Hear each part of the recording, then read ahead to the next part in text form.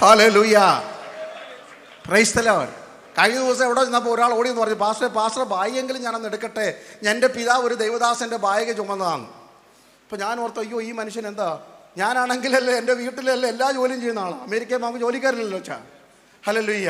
ഇവിടെ വരുമ്പോൾ കാറിന് ഡോറ് തുറന്നു കൊടുക്കാൻ ആൾ, ബാഗ് പിടിക്കാൻ ആൾ, ചുമടെടുക്കാൻ ആൾ, എല്ലാവരും എൻ്റെ കൂടെ തന്നെ ഉണ്ടേ. അടുത്ത വർഷം വിളിച്ചില്ലല്ലോ എനിക്കൊരു പ്രശ്നമില്ല, കഴിവത് ഒഴിവായിക്കൊണ്ടിരിക്കുക, ഒരു പ്രശ്നമില്ല.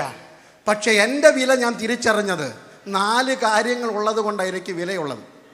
അല്ലാതെ ഞാനിട്ട ലക്ഷത്തിൻ്റെയും കോടിയുടെയും വിലയല്ല എൻ്റെ വില, ഞാൻ ഇരിക്കുന്ന കസേരയുടെ വിലയല്ല എൻ്റെ വില. എൻ്റെ വില എന്താണെന്ന് പത്രോസ് ചോദിച്ചാൽ പത്രോസ് പറയും, 1 ഹല്ലേലൂയ, ക്രിസ്തുവിൻ്റെ വിലയേറിയ രക്തത്താൽ എന്നെ വീണ്ടെടുത്തു, അതാ എൻ്റെ വില. പൊന്നിനും വെള്ളിക്കും വിലയേറിയ രത്നങ്ങൾക്കും ഈ അഖിലാണ്ടം മുഴുവൻ തീററി കൊടുത്താലും എന്നെ വീണ്ടെടുക്കുവാൻ കഴിയാതെ ചേറിന്റെ ഗന്ധമുണ്ടായിരുന്ന എന്നെ അവിടുത്തെ വിലയേറിയ രക്തത്താൽ വീണ്ടെടുത്തത് കൊണ്ട് മാത്രമായി എൻ്റെ വില, അത് മാത്രമായി എൻ്റെ വില. Hallelujah, hallelujah.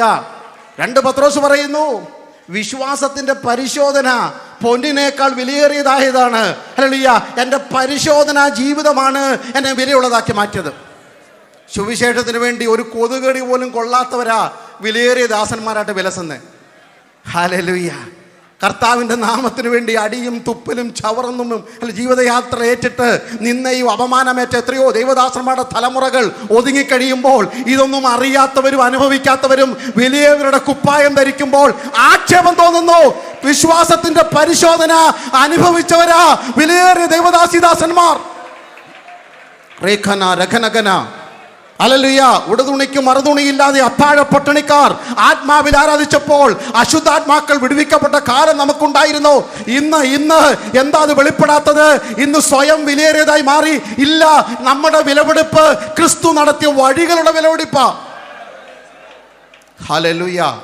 വീണ്ടും പത്രോസ് പറയുന്നു, എൻ്റെ വിലയറിയണമോ? നിങ്ങളുടെ വിലയേറിയ വിശ്വാസം. ആരിൽ എൻ്റെ ആശ്രയമെന്ന് എനിക്കറിയാം, അവൻ എൻ്റെ ഉപനദിയാന്നുള്ള വെളിപ്പാടാണ് നമ്മുടെ വില.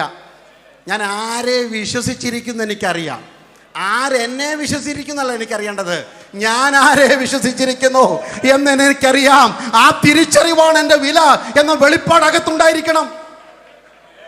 3 ദൈവദാസൻ പറഞ്ഞു ചേർത്ത് പറയുന്നു. പൗലോസ് പറയുക, നമുക്ക് വിലയേറിയതും അതിമഹത്വമായ വാഗ്ദത്തങ്ങളുണ്ട്.